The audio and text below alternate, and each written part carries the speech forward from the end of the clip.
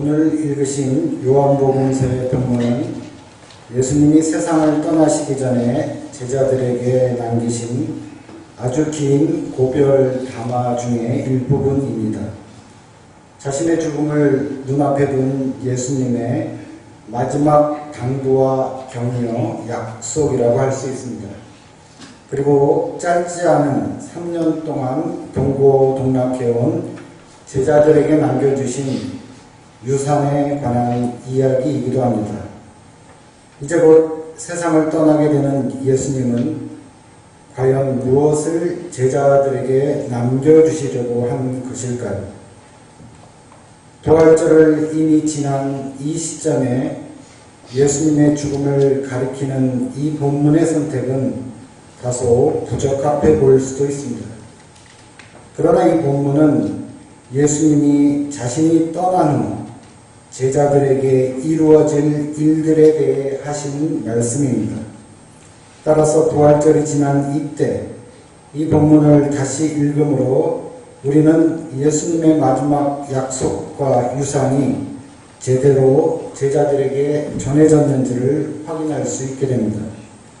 부활을 통과한 이 시점이 예수님의 말씀의 진정성과 가치를 다시 생각해 볼 수 있는 적절한 때라고 할 수가 있습니다.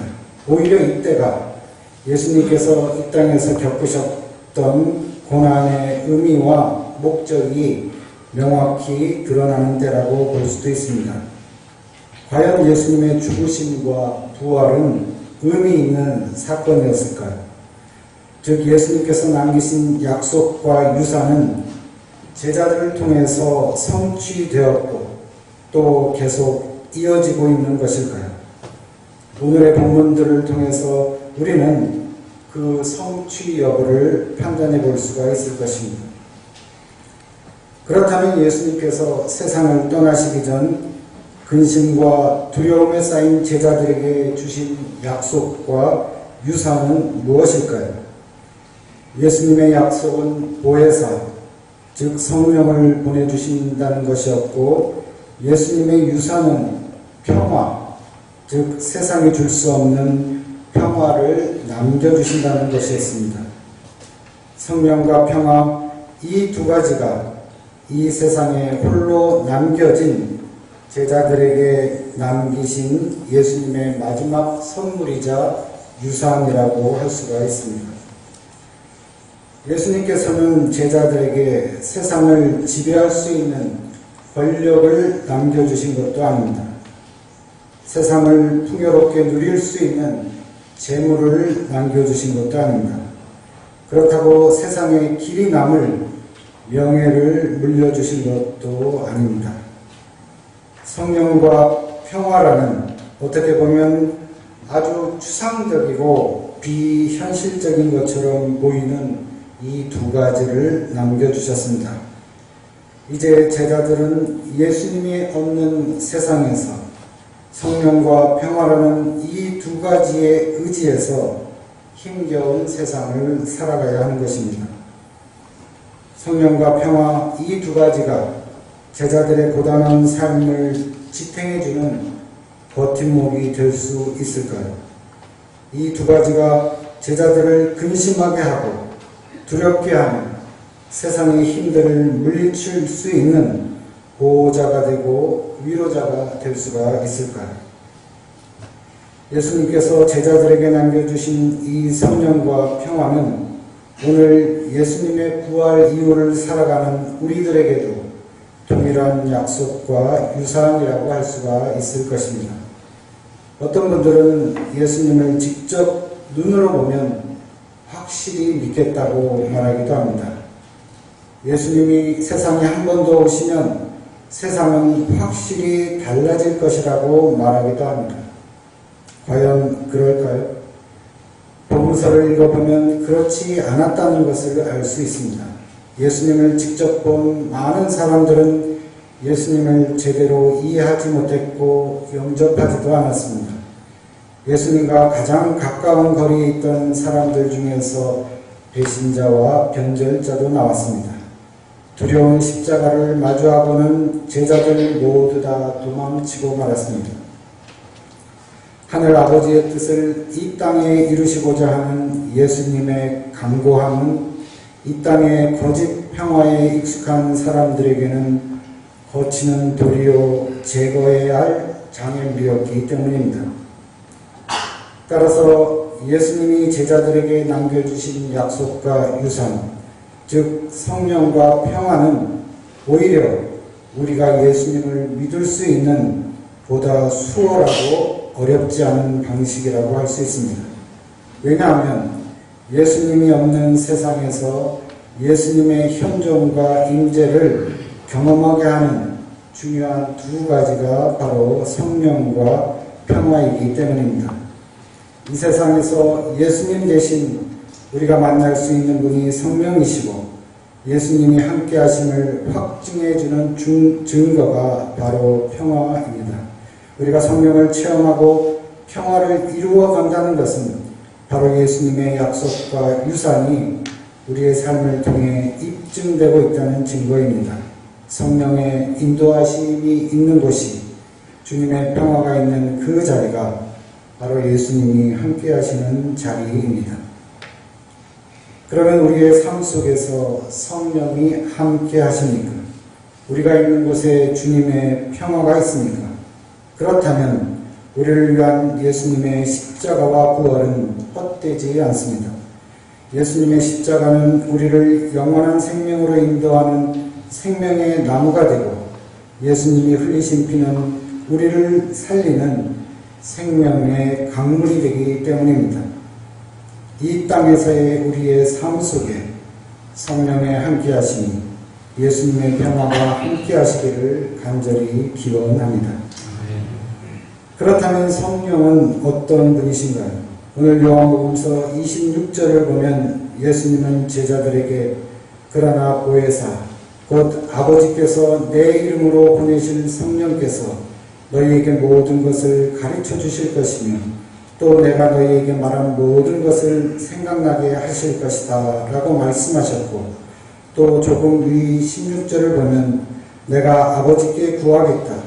그리하면 아버지께서 다른 보혜사를 너희에게 보내셔서 영원히 너희와 함께 계시게 하실 것이다 라고 말씀하셨습니다. 이 성령에 해당하는 헬라어 파라클레토스는 신약시대 당시 법정에서 변호해주는 사람, 즉 변호사를 가리키는 용어였다고 합니다. 영어로는 중보자, 위로자, 조력자 등으로 번역이 되고 메시지 성경에서는 친구라고 번역하기도 했습니다. 아무튼 아주 가까이서 변호해주고 도와주고 위로해주는 아주 친밀한 존재가 바로 성령이라고 할 수 있습니다.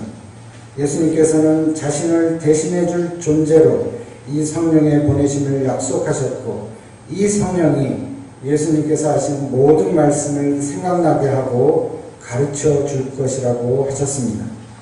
즉 성령 보혜사는 어떤 독자적인 계시를 따로 하는 것이 아니라 이미 예수님을 통해 드러난 모든 것들을 다시 우리에게 생각나게 해 주신다는 것입니다.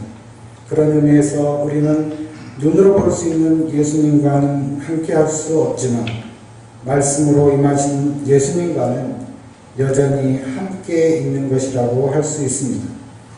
어떤 의미에서는 물리적인 예수님의 현존보다도 더 내밀한 초물리적인 예수님의 현존을 체험하고 있다고 할 수 있습니다. 어쩌면 예수님은 예수님 당대의 사람들에게보다 오늘 우리에게 더 가까이 계신지도 모르겠습니다. 따라서 예수님을 보지 못했다고 해서 믿지 못할 이유도 없습니다. 오늘 읽으신 본문에는 두 가지 환상이 나옵니다. 하나는 사도 바울이 마케도니아 전도를 하기 전에 본 환상이고 다른 하나는 사도 요한이 하나님께로부터 하늘에서 내려오는 거룩한 도성 예루살렘을 본 장면입니다. 그런데 가만히 보면 이 두 환상 모두에서 성령께서 함께하고 있음을 알 수 있습니다. 사도 바울은 원래 마케도니아 전도를 생각하고 있지는 않았던 것 같습니다. 사도 바울 일행은 아시아 지역, 오늘날로 말하면 터키 지역 안에서 복음을 전하려고 했습니다. 그런데 오늘 사도행전 본문 바로 앞을 보면 터키 서쪽으로 가려는 것을 성령이 막으시고 또 터키 동쪽으로 가려는 것도 예수의 영이 허락하지 않으시므로 결국 그들은 드로아라는 도시에 이르게 된 것입니다. 이 드로아는 아시아 북서쪽, 즉 아시아에 있는 도시입니다. 성령이 아시아에서 복음 전하는 것을 막으셔서 길을 돌고 돌았는데 결국 도착한 곳이 똑같이 아시아 북서쪽에 있던 항구 도시였던 것입니다. 자신들이 준비하고 계획한 경로가 아니었기에 길을 가면서 바울 일행은 적잖이 당황했을 것이고 앞일에 대한 근심과 두려움도 있었을 것입니다. 우리는 왜 여기에 오게 된 것일까? 여기서 우리는 무슨 일을 할 수 있을까? 우리의 앞날은 어떻게 될 것인가? 그런데 바로 그 밤에 바울은 환상을 봅니다. 한 마케도니아 사람이 마케도니아로 와서 자신들을 도와달라고 간청하는 장면입니다. 마케도니아는 바다 건너에 있는 완전히 새로운 지역입니다. 마케도니아인을 만나기 위해서는 바울 일행은 터키 국경을 넘어 그리스 북쪽 지역으로 가야 했던 것입니다. 이는 복음 전도에 있어 획기적인 사건입니다. 복음이 유럽 지역을 향해 전파될 길이 열린 것이기 때문입니다. 바울 일행이 몇 주간 걷고 기다리고 궁금해하고 기도했던 결과가 바로 이것이었습니다. 성령의 인도하심으로 이제 예수님의 말씀은 새로운 곳에서 기억되고 가르쳐지게 되는 것입니다. 환상을 본 뒤에 바울 일행은 배를 타고 바다를 건너 마케도니아 지방의 으뜸가는 도시요 로마 식민지인 빌립보에 이르게 됩니다. 당시 빌립보에는 로마 시민권자가 많이 있었고 황제가 주님으로 숭배되는 지역이기도 했습니다. 즉 로마 제국의 강력한 영향력이 행사되는 곳이었습니다. 무턱대고 거리에서 설교할 수도 없는 복음의 전도에 많은 난관이 예상되는 지역이기도 했습니다. 그러나 성령께서는 이미 루디아라는 다른 한 사람을 준비해 두셨습니다. 루디아는 자색옥감 장수로서 하나님을 공경하는 여자였습니다. 루디아는 하나님을 찾으면서 어쩌면 하나님이 자신을 찾으러 오실지도 모른다는 가능성을 열어두고 기도했습니다. 루디아의 이 간절한 기도가 바울의 환상을 열어주었는지도 모르겠습니다. 그러던 어느 날 성문각 기도처에서 루디아는 바울을 만나게 됩니다. 이때 주님께서 즉 성령께서 루디아의 마음을 여셨고 루디아는 바울의 말을 귀담아 들으므로 예수님의 임재를 체험하게 됩니다. 루디아 가족은 그 자리에서 세례를 받고 주님의 신도가 되었고 여기서부터 빌립보 교회는 시작하게 됩니다. 성령께서 친히 인도하시고 가르치심으로 예수님께서 말씀하신 모든 것들이 국경을 넘어 이국 땅에서도 기억되고 전파되게 된 것입니다. 또 하나의 환상은 사도 요한이 성령에 휩싸여서 높은 산으로 올라갔는데 거기서 요한은 하나님께로부터 하늘에서 내려오는 거룩한 도성 예루살렘을 보게 됩니다. 즉 새 예루살렘 성이라고 할 수 있습니다. 이 환상은 이 땅에 임하는 하나님 나라에 대한 환상입니다. 우리 기독교는 이 땅에서 이루어질 하나님의 나라를 기대하고 지향합니다. 우리가 사는 이 땅은 마지막 때에 버려져야 할 쓸모없는 세상이 아니라 전적으로 새로워지고 갱신되어야 할 새 창조의 터전입니다. 이사야서 11장의 말씀들은 가장 고전적인 하나님의 나라에 대한 묘사라고 할 수 있습니다. 그때에는 이리가 어린 양과 함께 살며 표범이 새끼 염소와 함께 누우며 송아지와 새끼 사자와 살찐 짐승이 함께 풀을 뜯고 어린아이가 그것들을 이끌고 다닌다. 나의 거룩한 산 모든 곳에서 서로 해치거나 파괴하는 일이 없다. 물이 바다를 채우듯 주님을 아는 지식이 땅에 가득하기 때문이다. 예수님께서도 마태복음 6장 10절에서 그 나라를 오게 하여 주시며 그 뜻을 하늘에서 이루시지 땅에서도 이루어 주십시오라고 기도하셨습니다. 하늘과 땅은 두 개로 분리되는 것이 아니라 완전히 새로운 또 다른 모습으로 새 창조된다는 것입니다. 오늘 요한계시록의 환상은 사람이 하늘로 올라가는 것도 아니고 예수님이 직접 땅으로 내려오시는 것도 아닌 새 예루살렘 자체가 하늘에서 땅으로 내려오는 환상입니다. 새 창조를 통한 하늘과 땅의 완전한 변혁이 이 환상의 핵심이라고 할 수가 있을 것입니다. 이 변혁은 아직까지 성취되지 못한 모든 창조의 계획, 또 보다 구체적으로 인간의 죄가 나온 끔찍하고 비극적인 모든 결과들을 하나님께서 하늘과 땅 모두에서 회개하심으로써 이루어진다고 할 수 있을 것입니다. 새 창조의 세상은 아름다움과 힘, 기쁨, 부드러움과 영광으로 충만하다는 의미에서는 현재의 세상과 비슷할 수도 있습니다.